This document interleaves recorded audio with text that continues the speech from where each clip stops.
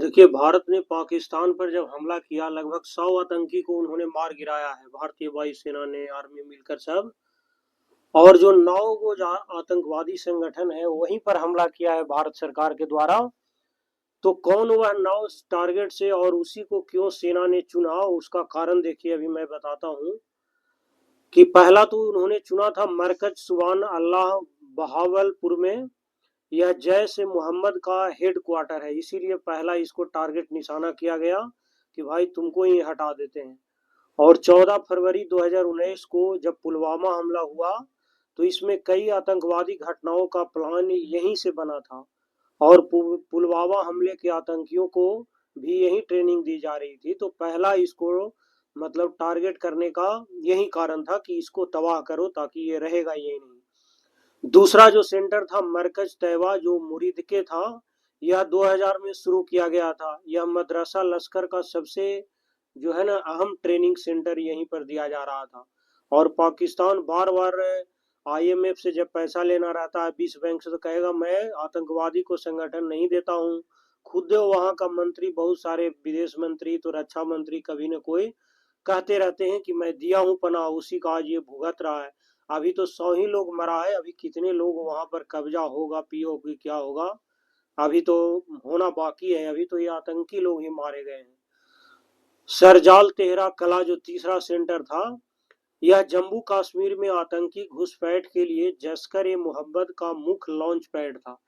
ये सब आतंकी संगठन का मेन ही काम था कि कैसे भारत को बर्बाद किया जाए। ये भारत के लिए ही ये सिर्फ बना था, न कि दूसरे देशों पर हमला करने के लिए। यह सरजाल इलाकों के तेहरा कला गांव में प्राइमरी हेल्थ सेंटर में बना है, ताकि असलियत छिपी रहे। सोचिए, ये सब हेल्थ सेंटर में भी जाकर अपना आतंकी संगठन को बना रखा है। चौथा जो सेंटर था महमूना जोया, जो सियालकोट में है, यह हिजबुल जो मुजाहिदीन का लॉन्च पैड था। यहाँ पाकिस्तान की एक खुफिया एजेंसी आईएसआई इस आतंकी ठिकानों का आईवी और एलओसी के पास गवर्नमेंट बिल्डिंग में बनाया था।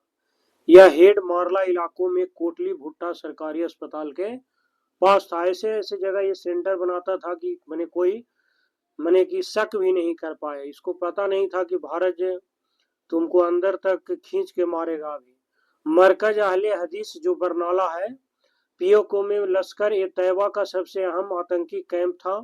भीमबेर जिले के बरनाला में स्थित इस्लामिक सेंटर का इस्तेमाल भारत में घुसपैठ के लिए लॉन्च पैड के तौर पर होता था यहाँ। और जो छठा था मरकज अब्बास कोटली, यह पीओके में यह इस्लामिक सेंटर जैश ए मोहम्मद चलाता था। यह कोटली मिलिट्री कैंप से लगभग 2 किलोमीटर दूर था। और जो सातवां कोटली में ही बनाया रखा था, उसका नाम रखा था मस्कर राहिल साहिब। यह पीओके में माहौली जो पुली से करीब लगभग 2.5 किलोमीटर दूर सुनसान पहाड़ी इलाकों में बना रखा था। यह हिजबुल मुजाहिदीन के सबसे पुराने ठिकानों में से एक है।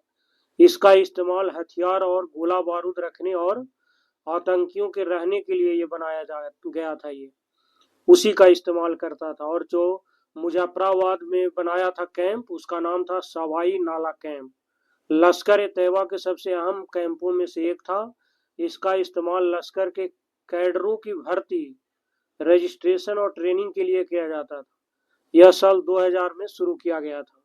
और फिर मुजफ्फराबाद में ही था, मुजफ्फराबाद में सैयदना बिलाल कैंप था। यह पीओके में जैश ए मोहम्मद के अहम ठिकानों में से एक था।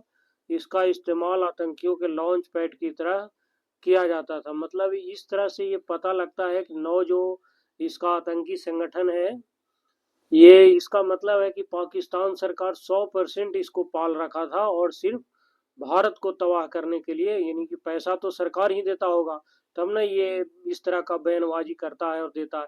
ये जो देख रहे हो वहाँ के ये हैं रक्षा मंत्री हैं, अब इन्होंने कहा कि भारत अब हमला बंद कर दे, नहीं तो हम भी जब अभी कार्रवाई करेंगे। अभी इसको पता लग रहा है कि भारत अब कितना हद तक जा सकता है। अभी इसको हालत खराब हो रखा है पूरा पाकिस्तान को। अभी क्या होगा, अभी तो आने वाला समय ही तुमको बताएगा कि कितने हालात खराब होंगे।